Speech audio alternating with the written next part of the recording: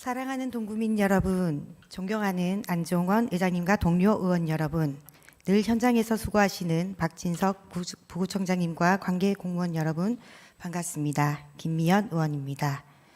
얼마 전 저는 기적이라는 영화를 보았습니다. 영화는 경북 봉화 산골마을 사람들이 길 하나조차 없던 곳에 기차역을 만들기 위해 땀과 시간, 희망을 모아 일군 실화에서 출발합니다.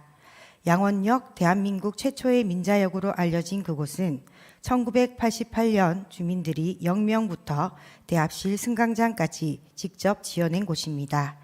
마을을 지키고 연결하기 위한 절박함으로 만들어낸 기적이었습니다.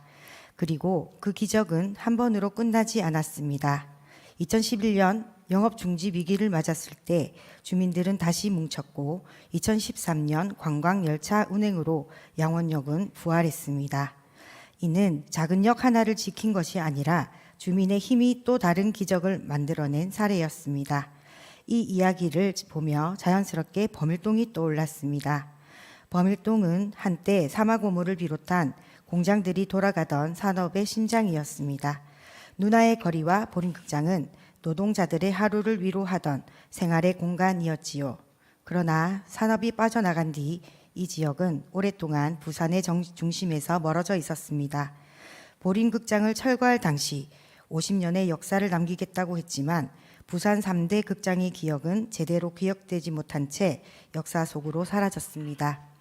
부산 패션 비즈센터를 건립할 때도 섬유 패션 특화거리 조성 등 큰 계획이 있었습니다.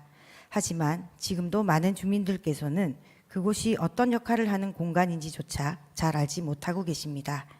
그럼에도 불구하고 변화의 씨앗은 분명히 존재합니다. 신발, 봉제, 섬유 산업의 기억을 현재의 창작 산업으로 연결하려는 시도들, 올해 상반기 완공될 이중섭 문화거리 리뉴얼, 그리고 연말마다 주민들이 직접 골목을 밝히는 누나의 길 빛의 항연, 그리고 저는 최근 또 하나의 가능성을 보았습니다. 현장을 살펴보던 중 골목 안에서 간판만 바뀌었을 뿐인데 전혀 다른 이미지로 변신한 덕수여관, 덕수스테이를 발견했습니다. 안으로 들어가 보니 내부도 너무 잘 꾸며져 있었고 사장님께서는 외국인 관광객도 자주 찾는다고 말씀하셨습니다. 오래된 여관 한 곳에 변하지만 그 공간이 가진 이야기를 지우지 않고 새로운 쓰임으로 다시 연결했기에 가능했던 변화였습니다. 범일동의 골목과 건물들이 여전히 충분한 잠재력을 품고 있음을 보여주는 장면이었습니다. 이 모든 정책과 변화의 공통점은 분명합니다. 그것은 새로 짓는 개발이 아니라 기억 위에 짓는 도시라는 것입니다. 과거 공장이 있던 자리, 사람들이 오가던 골목, 삶이 축적된 장소를 지우지 않고 다시 이야기로 엮어내는 방식입니다. 그러나 아무리 좋은 사업도 행정만 움직이고 주민의 관심이 멈추면 도시의 변화는 정체됩니다. 하다만체 멈춘 공간은 결국 또 하나의 아쉬운 행정으로 남게 됩니다. 양원역이 살아남을 수 있었던 이유는 단 하나였습니다.